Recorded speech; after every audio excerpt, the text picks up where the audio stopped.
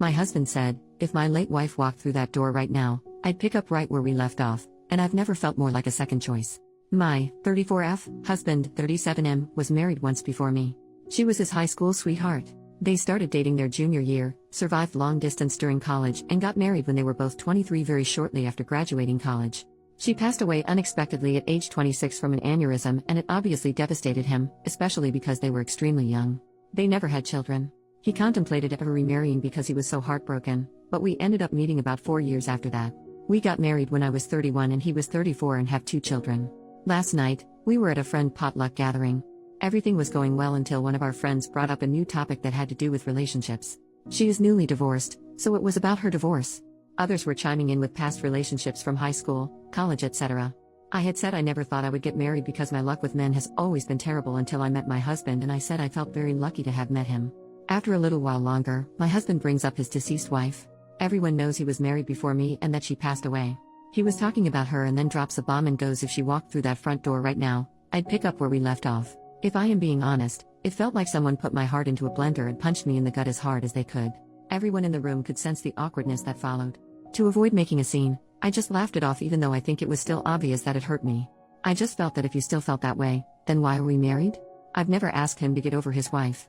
I have never had a deceased spouse or even a deceased partner, so I am unsure how that feels. But I would never say that in front of my new spouse. After the gathering, we left and I did not speak to him the entire car ride home, or barely the entire night. I did tell him that what he said hurt my feelings deeply and that we could talk in the morning once I've calmed down, because I didn't want to say something mean to him. I ended up sleeping on the couch because he would not leave me alone. It's now the next morning and I barely slept. He is still sleeping. I'm not really sure what to say or what he will say. Update, next day, this may be a long one. I also tried to reply to as many comments as I could, but they were flooding in and I got a bit overwhelmed. Also, alcohol was not involved in the sense that he wasn't drunk. My husband is 6 feet 3 inches and almost 250 pounds. He had eaten quite a bit and had 1 beer. He was practically sober. Anyway, we talked. I asked him to let me go first and to not interrupt. He doesn't usually interrupt anyway. This isn't verbatim. Just a rough sketch of how things went. I also included points some of you made. Without mentioning I posted about this, of course. I just want to say that I do not hate you for what you said. I understand where you were coming from. She died and it was something neither of you saw coming. I could never ask you to get over her or to forget her because I know how much you loved her. She was your first love. I do understand that if she hadn't passed, we likely would not be together, and you two likely would be. I have always understood this. But to say what you said hurt my feelings and embarrassed me.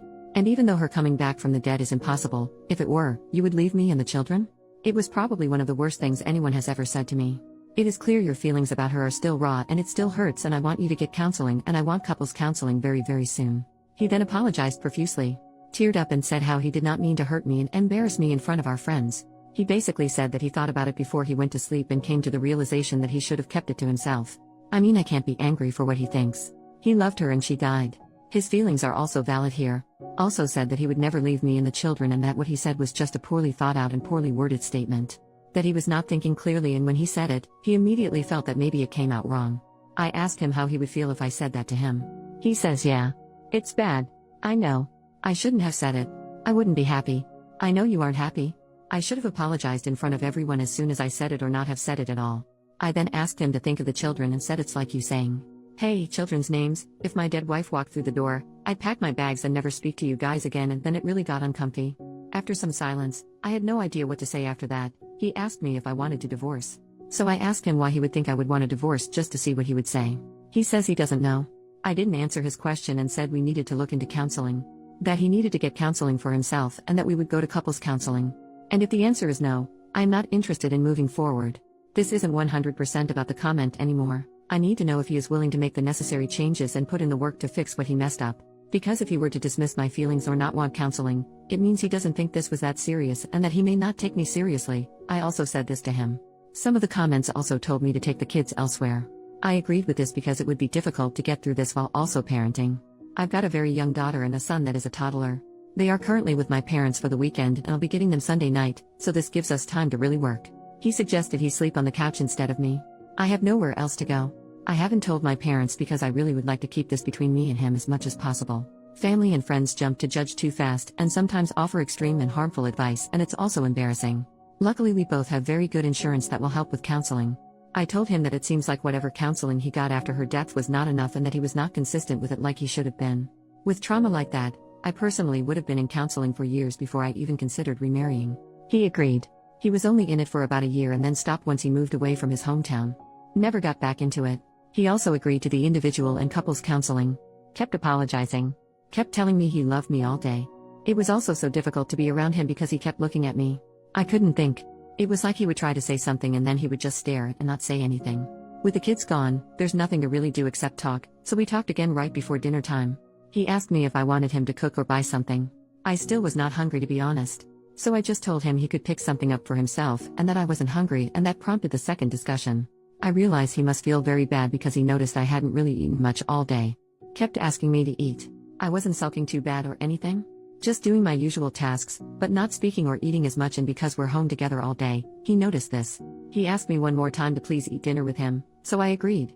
During dinner, he told me that he looked for counselors himself and wanted me to see if I thought they were okay enough and that he would keep looking. Last stretch. After all of that, I told him that we can't really predict anything until we've met with therapists. I don't want him to keep saying sorry. I want work and change. And then maybe we can move forward, but this is the first step. I don't want to just leave him. I'm also not saying divorce is off of the table. I think he is still hurting from her death and his judgment is very, very clouded. If he didn't love me, I doubt he would have apologized so many times and looked for counselors on his own. A man that doesn't love me probably would have made me look or rejected going altogether. Many people were suggesting this. I do not think he doesn't love me. Thought of this myself. Cried about it. Thought of my children. Cried more. I'm not staying for the kids. I'm staying because I want to at least try to fix. If it cannot be fixed, then at least I tried. We were also very close. Some people were asking how close we were prior to marriage, I guess as a way to gauge the difference between the relationship and our relationship. Maybe to see if he settled? He was always very romantic, caring, and sweet to me. We've never yelled at each other. When we first started dating, he would plan dates, surprise me, brag about me to his friends. So that's why I am very confused on why he would blurt that. Unless it was just very poor brain and mouth coordination. I also told him that I may get a counselor for myself. I don't think I need one. Someone suggested this, but I think he needs it more than I do. And because insurance companies are getting crappier by the year, 3 counseling bills may be pushing it? I don't know. If I do get one, it's because I don't want to potentially resent him or doubt myself. Some people were making attempts to make me doubt myself. Some people in the comments were very nasty to me. I appreciate Reddit hiding comments with many downvotes as they may be mean, but I couldn't help but click. Some of you are very mean and very nasty individuals, and I hope you find happiness one day. There could be another update in the future. Not opposed to making one. Thank you all for your kind words and support. I've also responded to everyone that texted me, which was everyone there at the potluck that has my number. 3 people, there were 9 people there not including us. They've all basically said the same thing. They can't believe he said that, they feel bad for me, asking if everything is okay, what he said was not okay, etc. He showed me some of the texts with him and his friends, and some made me cry with how kind they were being towards me. Basically telling him he wasn't necessarily wrong for thinking that, but wrong for saying it. I told him I loved him as well. And I have never not loved him even for a second. And that I wasn't angry with him and didn't want him to, I guess, suffer for what he said. But I was just hurt and needed him to know that it did hurt me and him to respond how he saw fit, and we'd go from there. That is all for now. I could possibly answer more questions here? If you have any. I try to answer some of the more frequently asked ones that I saw. Again, sorry for this being so lengthy. Have a nice weekend everyone, and thank you again.